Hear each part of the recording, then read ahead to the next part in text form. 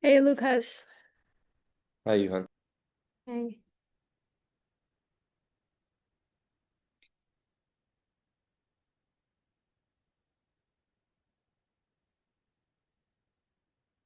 Let's wait for several minutes, 2 minutes, for people to join, and then we can get started.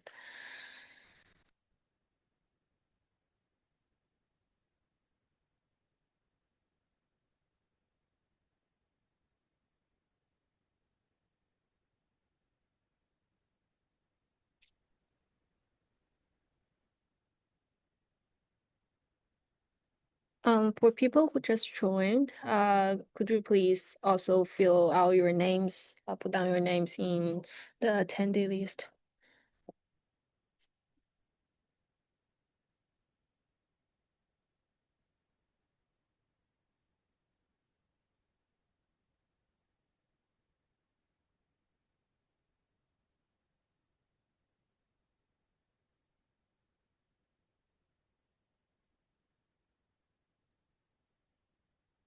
And if you guys have any questions, comments for our team, you can also put down things in the discussion items.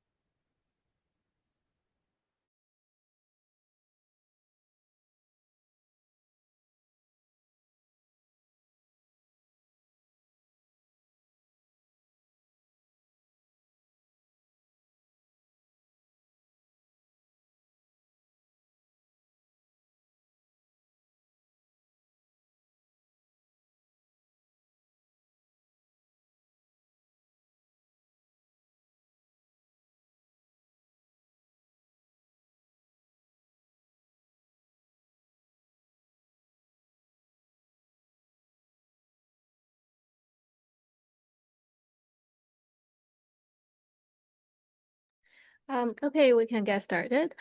So I'll first show several updates from the community and also our team side. And then you guys can ask any questions or comments for us. Okay. So yeah, there are several exciting updates from the community, and these are just some of them, and there are more in the PR. Feel free to check it out.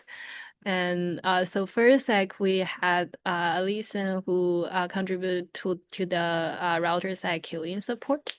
So basically, the background for this is that previously we don't have any queuing inside the router. So basically, whenever a request comes in, it's directly sent to the vLLM instances. So any kind of queuing is done in the vLLM server side. And this PR adds a queue in the yeah in the vLLM router. So in the production stack router. Okay. And the second one is so Kobe also added a script for stress testing for the router.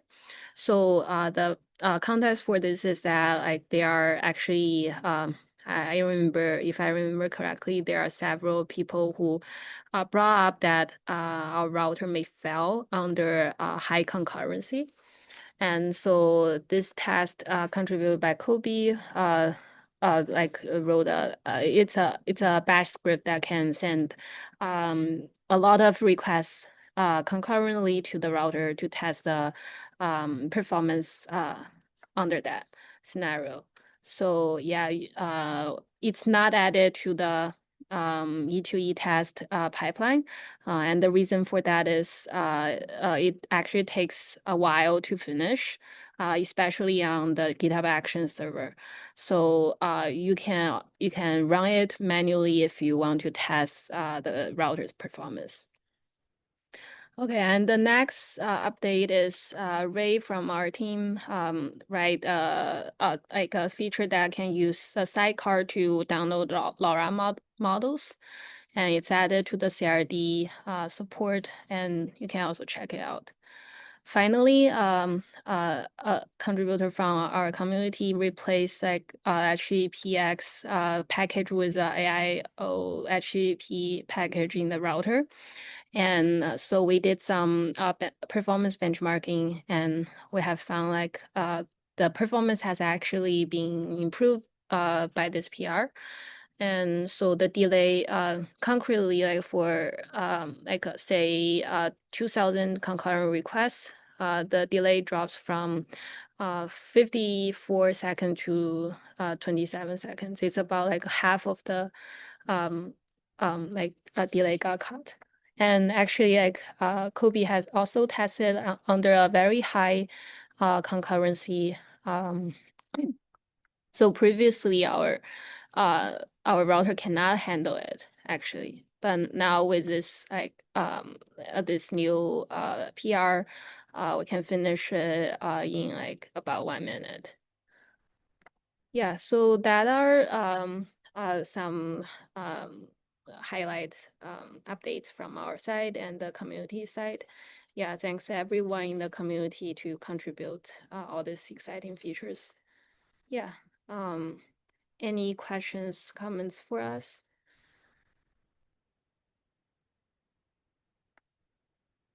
Okay, if not, Lucas, you can talk about your comment or question. Actually, I have a question about the router really quick. Just because so the endpoint side queuing takes place after the call to route request in the router itself, which means that after basically the router's chosen via a session aware router, round robin, or KV aware, then it's queued at um, that endpoint. Point. Oh, Right. yeah, actually, I haven't take a close look at this PR. Another team member reviewed this. So you mean like it's actually like the queue is done after an endpoint is selected? Correct. Yeah, actually, that's that seems to be like there is some issue with this code because like the we want this like queuing support to happen like before the endpoint is selected. That's what I figured.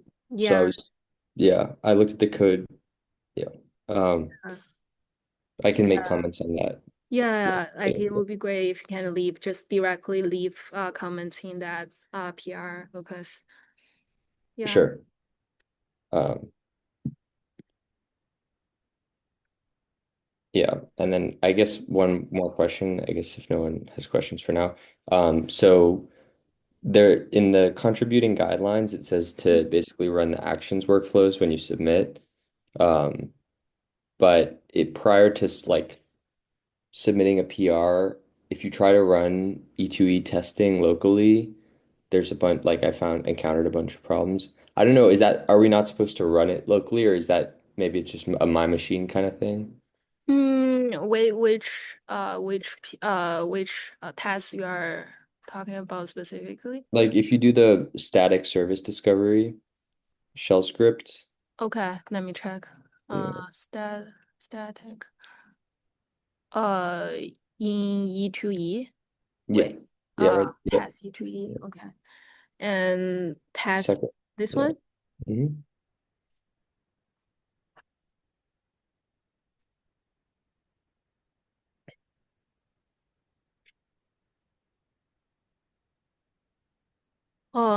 What's the error you encountered? Maybe I could probably mention this offline because I think it might, Okay. yeah. Yeah, because I remember like this can be run locally without using like the CI pipeline. Yeah, we can bring that offline, I think. Yeah, yeah, yeah. Sounds good. Okay. Any other questions?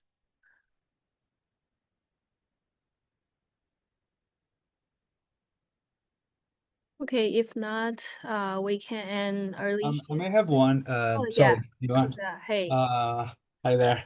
I was just wondering if in the values there was a way to specify the node selector Mm-hmm. because today I've been talking with a an engineer from Google Mm-hmm. and they have like a new product called I'm going to share the link, of course. It's like these are virtual nodes. It's like a virtual node that can have like a GPU in it that uses spot instances for workloads that don't require as much, like up to 7 days. Mm-hmm. And the way to select them is to use the node selector. I These are see. like dynamic. I'm just going to share the link. Maybe it's better. Okay. Uh, yeah. So let me see. Yeah, he shared that to me with me today. Yep, yep, yes. Yeah, okay. That's the one. Yeah, it's called Cost Optimizer GPU. But there was an example actually. Yeah, I think yes.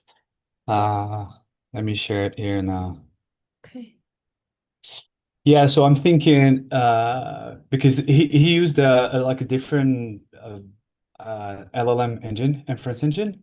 Mm, But if you scroll down, you can see that the YAML that was used at some point, this one? yeah, here, yes. So that's the kind is compute class. And then he did like the example doesn't show vLLM, but if you scroll down further, there's like a node selector here. First line, see? Node selector, cloudgoogle.com compute class. And Mm-hmm. if you do that, obviously the image here is not vLLM, it's Hugging Face text generator. But that would allow you to use that kind of nodes that are virtual, I would say like very dynamic, that can just come and go and would allow you to reduce the costs. If this is something that is, if it's a workload that is ephemeral, at some point where you don't need to keep the GPU nodes idle because maybe your workload or your use case is not requiring to have the backend always available, especially the node, in the bat in the cluster worker nodes. So I was wondering if the YAML, I mean the Helm chart, if there was a way to specify the node selector, because I for now we have tints, right, and labels that Mm. we can specify in the Helm chart, but can we integrate node selectors as well for the Uh, engine? yeah, so I think we can add like a field in the Helm chart template, right? Like for the node selector, Okay. if I Okay. understand correctly. Yeah. Yeah, yeah, that was my question because I didn't have the chance to follow up with the guy to tell Mm-hmm. him there's another way to sort of link the container to that node specifically for those dynamic nodes. But in the example, they had node selector. Maybe there's a 10 too, but I was just curious is if on the Helm chart of vLLM, especially the vLLM engine. Uh, if there was a way to just have like the node selector as an argument. Yeah, so like I think we can add like a field in the template to have this field. Um yeah, we can try out offline and then see if there are any issues with that. Yeah, yeah, because those like for some customers, Uh-huh. these nodes are discounted up to 53% in Oh, Google Cloud, right? So it may be compelling for some users. I see. Okay. Thanks. Good to know. Okay, thanks for the question. Any other questions? Hi, Yuhan and Hi. Kobe. Yeah, I'm actually very new to the community here, so I was just wondering, if there are any good first issue I can take from a production stack that's, um, yeah, I guess I'm a software engineer at NVIDIA, but I barely had exposure to AI, I was wondering if there are currently any help-wanted issues or good first issues I can take from the current project. Yeah, Um, so we have a roadmap, and there are some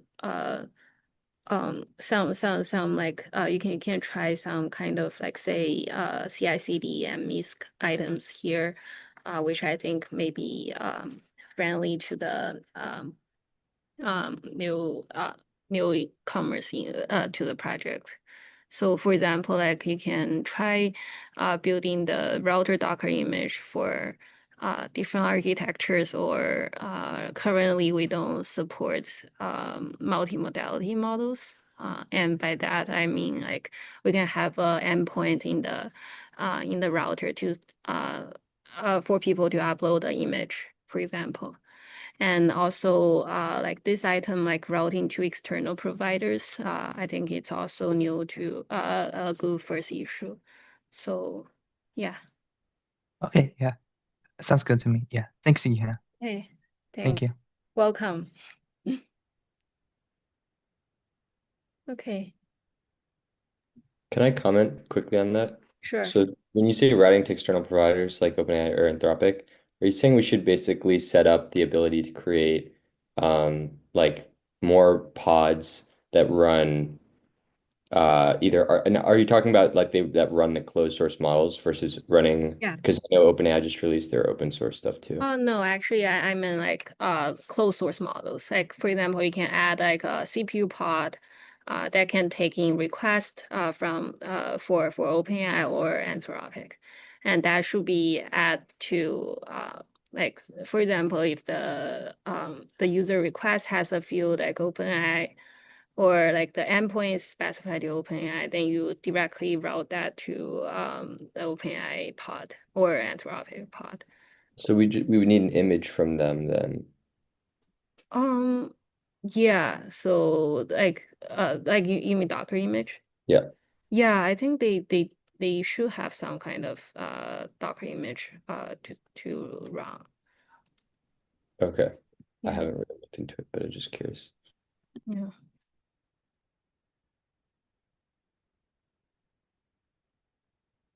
Okay. Okay, if there are no more questions, we can hear. And so we don't have community meeting next week, and it will continue the week after next week. Yeah. Thanks everyone for joining. Thank you. Thank you. Thank you. Thank Thank you. you. Bye. Okay.